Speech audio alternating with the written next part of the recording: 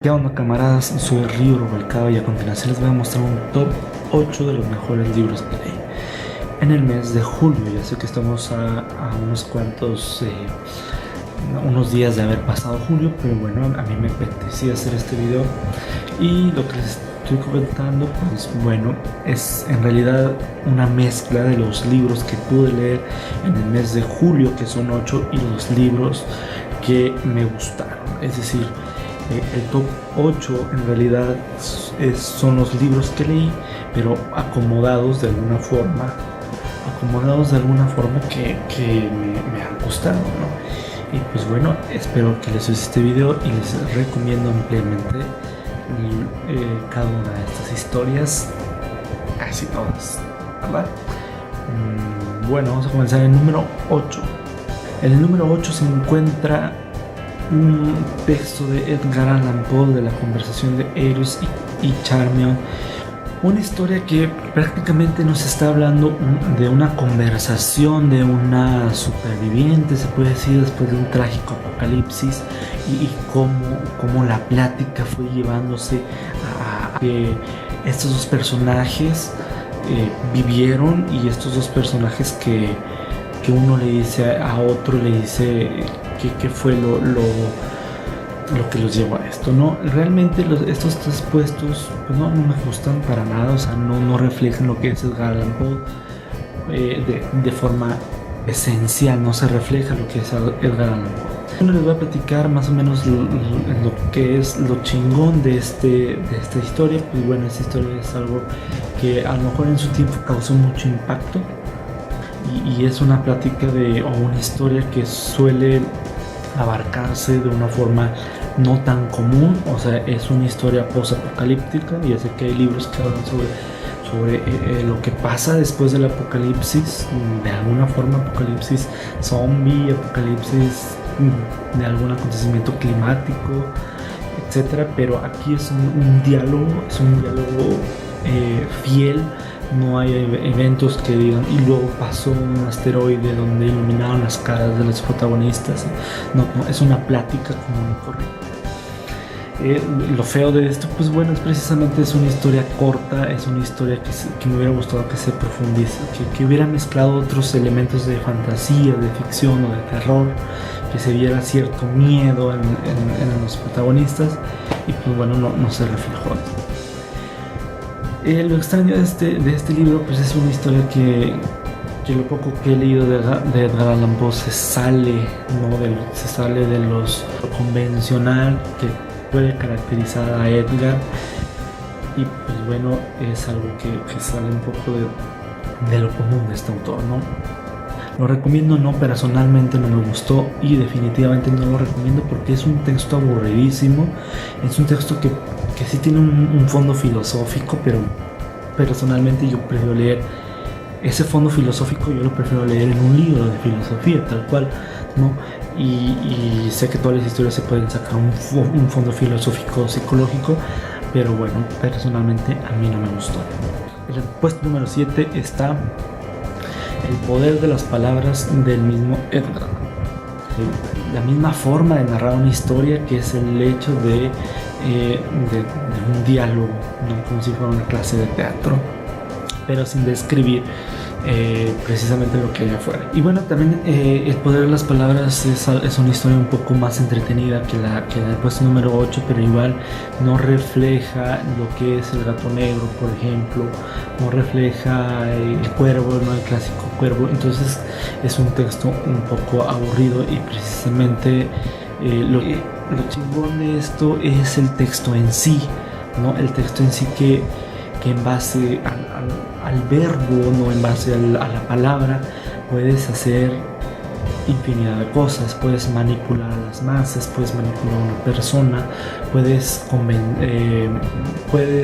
ayudar a una persona. Como psicoterapeuta puedes tratar que esta persona se dé cuenta y haga un clic en su cabeza y pueda realizar cambios estructurales en su mente o en su cotidianidad, en su conducta, y así tener una mejor vida. Sin embargo, pues se queda aquí un poco en las frases y en el título lo bueno de esto. Igual lo recomiendo o no, pues bueno, simplemente no lo recomiendo a comparación del resto de lo que ha escrito Edgar Allan Poe. En el puesto número 6 se encuentra Revelación mesmérica. La revelación mesmérica, les dejo la definición aquí, y lo que pude entender en base a breves explicaciones es esta teoría en donde en nosotros existe unos fluidos que corren, ¿no? O sea, unos fluidos más allá de los ácidos, más allá de la sangre, más allá de la viscosidad, no sé, que nosotros tengamos por dentro, ¿no? Que constituya la fisiología de nuestro cuerpo. Hay un fluido mayor todavía que es como que lo que determina en nuestro cuerpo lo que es bueno, lo que es malo, lo que es peligroso, lo que es algo que te encuentres a salvo, y determina esto en base al contacto externo. Los fluidos, por ejemplo, de una persona te la topas y dan un movimiento, y tus fluidos dan un otro movimiento en respuesta a los fluidos de esa persona, y esto te da una sensación de agrado o desagrado. La revelación mesmérica es precisamente eso. Es la historia de un creo que era un doctor, no estoy muy seguro, o de un abogado, no recuerdo, que tiene un paciente o un cliente con esta situación, que está a punto de morir, ¿no? Que está a un punto de morir, y le empieza a relatar un texto, le empieza a relatar la opinión que tiene sobre la vida, sobre la muerte y sobre lo que ha hecho, ¿no? Básicamente lo que trata esta historia. Y lo chingón de esta historia, pues es un tema igualmente que no es tocado en la actualidad, porque precisamente se descarta totalmente esa teoría, pero que aquí podemos ver una definición, una profundidad y una opinión filosófica, un tanto psicológica y un tanto de inconscientes manejan un poco, ¿no? de lo protagonista, ¿no? Que es el doctor, el abogado, no recuerdo, tiene con relación con su paciente, su cliente, y le empieza a relatar. Y aquí va a haber un spoiler, ¿ya? Bueno, la persona al final del relato, de la explicación que le da al narrador, que es el médico, al final pues simplemente se va hacia atrás y muere, ¿no? Lo feo de esta historia pues es que es como un relato científico, vamos, otra vez como que hay poca acción, poco contenido de relato, de historia, de fantasía, de terror, lo que sea. Y es precisamente esto lo feo, ¿no? Lo extraño de esto es que es un tema que en el mismo libro el protagonista empieza a explicar que esta teoría sí, ya está descartada, ¿no? Más bien, que esta teoría ya está poniéndose en duda, que realmente no se sabe si es verdad o no, porque tiene otros elementos que puede influir en la decisión o en el sentimiento de una persona más que esos fluidos, y eso te lo explica aquí. Y sin embargo pues es algo extraño que aún así se haya escrito sobre esto, y más porque es una historia, como dije hace unos momentos, que parece más un ensayo científico o una opinión filosófica, que precisamente eso que caracteriza a Edgar Allan Poe, que por cierto al último pues es un final relativamente X. Y en el puesto número 5 se encuentra este. Es la primera vez en este top que enseño un libro. ¿Por qué? Porque los otros los tengo en un libro muy grueso de Edgar Allan Poe, donde se encuentran todas sus obras completas. Y pues bueno, en una temporada nos trata de una recopilación del 66 al 2000 del escritor Alberto Paredes, ¿no? Que es una recopilación de poetas mexicanos, de 9 poetas mexicanos, y que empiezan a narrar o empieza a recopilar lo más destacado para él, ¿no? Y les doy un pedacito que dice, y les voy a leer un poco un extracto de lo que es un poema del escritor Jaime Reyes, que dice: yo no me reconozco en ti, sino en el amor que te tengo, y te amo porque soy plenamente e ilimitadamente, y soy como te amo. Y bueno, este es un libro muy, muy entretenido, pero es un poco aburrido, ¿no? Es nuevos talentos, pero no expresa tanto el sentimiento de lo que puede tener un poeta mexicano.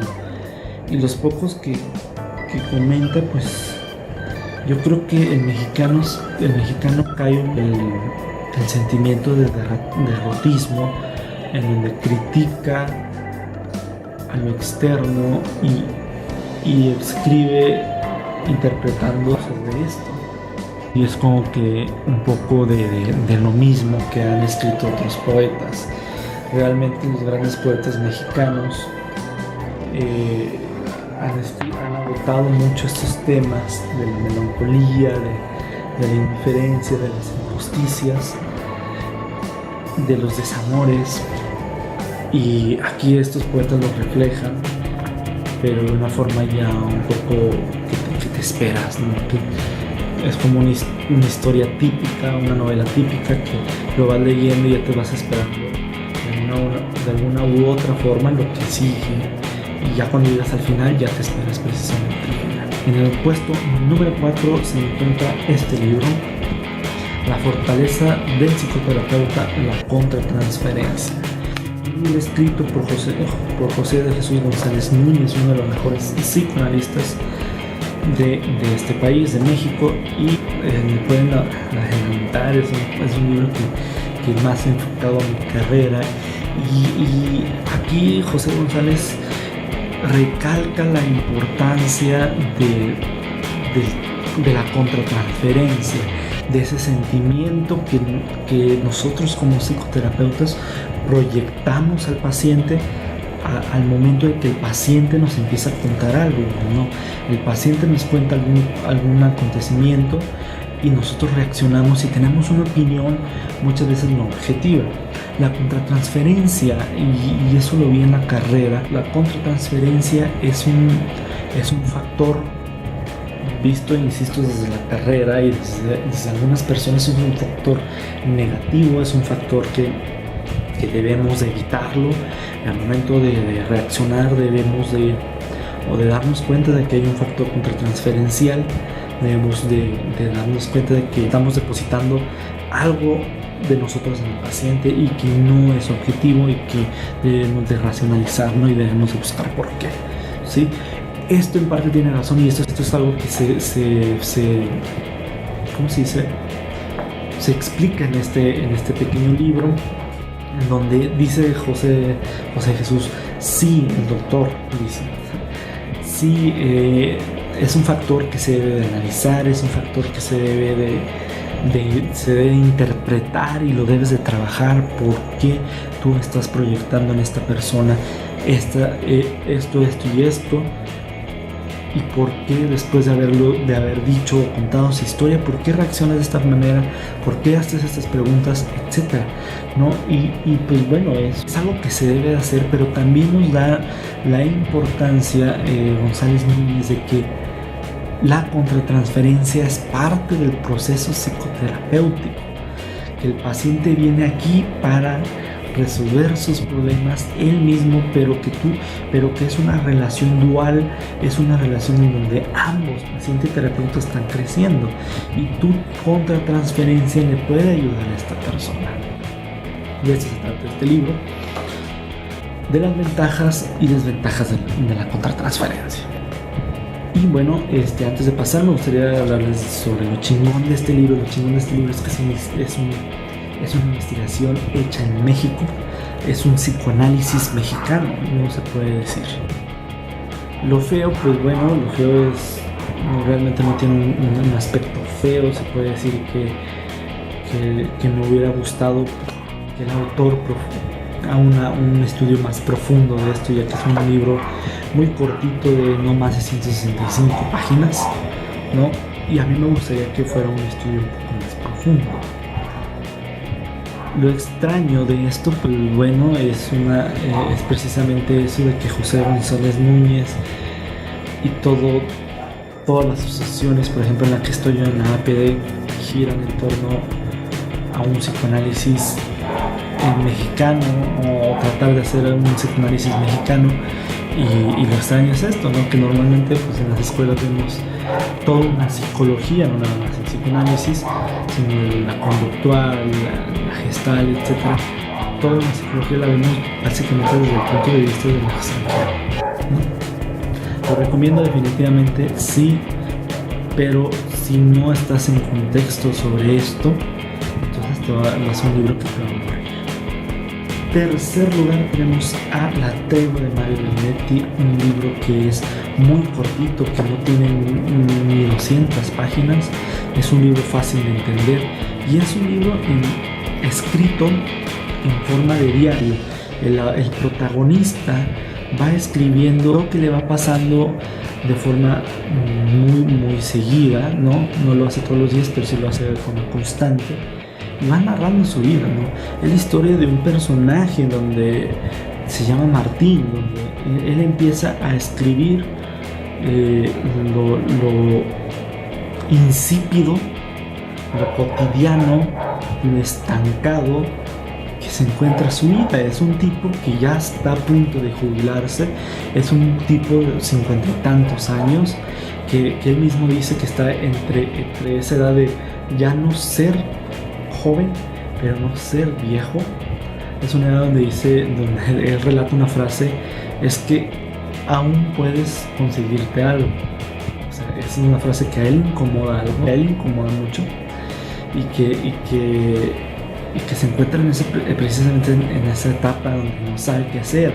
A su esposa fallece a una edad muy temprana, él se hace cargo de sus 3 hijos, la relación que tiene con ellos no es muy buena, los hijos varones es muy distante, la hija es la que le habla mejor, pero bueno, hasta que en un momento, ¿no?, en su vida, en el trabajo, le llegan 3 trabajadores que se los asignan a él como su jefe, como supervisor. Y de esos 3 está una mujer, ¿no? Esta mujer que le empieza a ver, le empieza a dar su opinión. Y las primeras opiniones de esta mujer es que es una mujer un poco atractiva, es una mujer un poco nerviosa y es una mujer que causa cierta extrañeza, ¿no? Sin embargo, con los días, Sin embargo, en estos días Martín se empieza a enamorar de esta mujer y le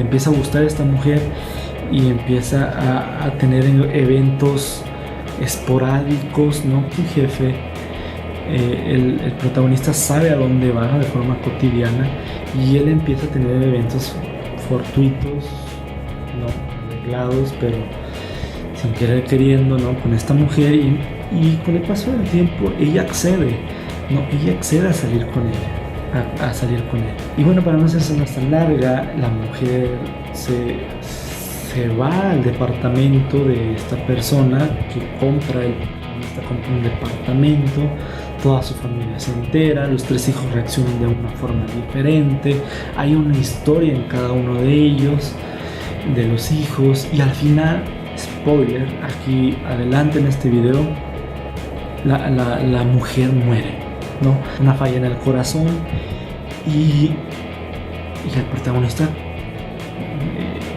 queda otra vez en la nada, en la melancolía, en la desesperación, ¿no? Y precisamente así se termina, ¿no? Que simplemente recoge sus cosas y dice viernes 28 de febrero, último día de trabajo, ¿no? su último día de trabajo, y al final describe esto: se acabó la oficina, desde mañana y hasta el día de mi muerte el tiempo estará a mis órdenes. Después de tanta espera, esto es el ocio, ¿qué haré con él? O sea, él ya se imaginaba una vida con esta mujer y de nueva cuenta el destino se la quita. Se la recomiendo, es una historia muy buena, definitivamente. Es fácil de leer, es una historia donde lo chingón de esto es que en pocas palabras te narra toda su vida, te narra su pasado, te narra su presente y te deja con la duda, ¿no?, de saber qué pasará. Lo feo de este libro pues es que está escrito en forma de diario, ¿no?, en donde hay a veces ciertas historias que son innecesarias, ciertas historias que son un poco de relleno, pero que a la vez caen en una contradicción, ¿no?, en una ambivalencia, donde dices, si no están escritos estas historias cotidianas y irrelevantes, pues no va a parecer un diario, ¿no?, porque lo irrelevante para nosotros es lo trascendente para el protagonista, y el protagonista decide escribirlos, y esto conforma un todo. Lo extraño pues es precisamente el final, ¿no? El final es un final donde te deja, no es bueno, no es malo, aunque uno lo puede interpretar como un final malo, un final triste, pero es un final melancólico, es un final donde te deja un mal sabor de boca al final, pero que al principio también te deja un mal sabor de boca, ¿no? Puesto número 2 se encuentra este libro, En las montañas de la locura, de H.P. Lovecraft. En esta edición veo un total de 151 páginas. Es una historia extraordinaria en donde un grupo de científicos van al Polo Norte, algo así, no recuerdo, y van a explorar por primera vez en la historia, van a explorar más allá de lo que el ser humano había explorado. La expedición, por azares del destino, se dividió en dos: un grupo que se quedó en la base principal y otro grupo que empieza a explorar más, que se aventura más. Ese grupo, liderado por una persona, empieza a comunicarse por radio con la base, y la base empieza a mandar esa información de Inglaterra, creo, donde empiezan a publicar lo investigado o lo encontrado en periódicos o cosas así. El punto es que empiezan a encontrar objetos raros, empiezan a encontrar unos objetos de forma, aquí voy a dejar el enlace, de forma de animales, de microbios o de seres sumamente primitivos antes de la evolución darwiniana, ¿no?, de la vida, no del hombre, sino de la vida de estas personas, en esta tierra. Empiezan a encontrar que hubo vida antes que la vida, antes que el planeta Tierra tuviera las condiciones de albergar pues todo lo que vemos aquí. Más adelante se encuentran con una montaña, la más grande que se había visto. Está como si fuera protegida, está como si fuera resguardada del clima externo, pero que protege algo interno, ¿no? De hecho, aquí se ve un poco en el dibujo, ¿no?, si pueden notarlo. Está protegido todo esto, y por dentro aguarda algo inesperado hasta entonces. Y bueno, la segunda expedición decide ir, o al menos dos personas de esta deciden ir, porque pierden contacto totalmente con el primer grupo. Y pues bueno, resulta que se encontraron con una ciudad totalmente extraña, una ciudad totalmente inesperada, pero que está abandonada desde la infinidad del tiempo, y que no nada más está abandonada, sino que al parecer corrieron las personas de ahí ante un evento aún mayor todavía. Pues bueno, aquí empieza a ver, se dan cuenta de que hubo algo tremendo que expulsó a esta civilización, y hubo algo tremendo que expulsó a toda vida que haya existido ahí, y que aún sigue viviendo ahí. Y pues bueno, al final los dejo para que lo lean. Definitivamente es algo perfecto este libro. Y en el número 1 se encuentra este, Dr. Jekyll y Mr. Hyde. Esta historia la tengo descrita ya en este canal y mi opinión está en este canal. Todo sobre este libro está en este canal porque me pareció una sorpresa, la sorpresa del mes, una sorpresa agradable. Básicamente les dejo el parte de abajo, pero es algo extraordinario. Es una historia donde se basa de un doctor que hace un experimento consigo mismo, donde hace la separación de cuerpo y de mente en un solo cuerpo. O sea, una sola persona son dos mentes y dos cuerpos diferentes mediante procesos químicos. Y es una historia que me dejó perplejo y es una historia que no me esperaba. Realmente este libro y estos dos libros se los compré a un amigo simplemente pues para ayudarlo, y pues fue algo que a mí fue de total agrado.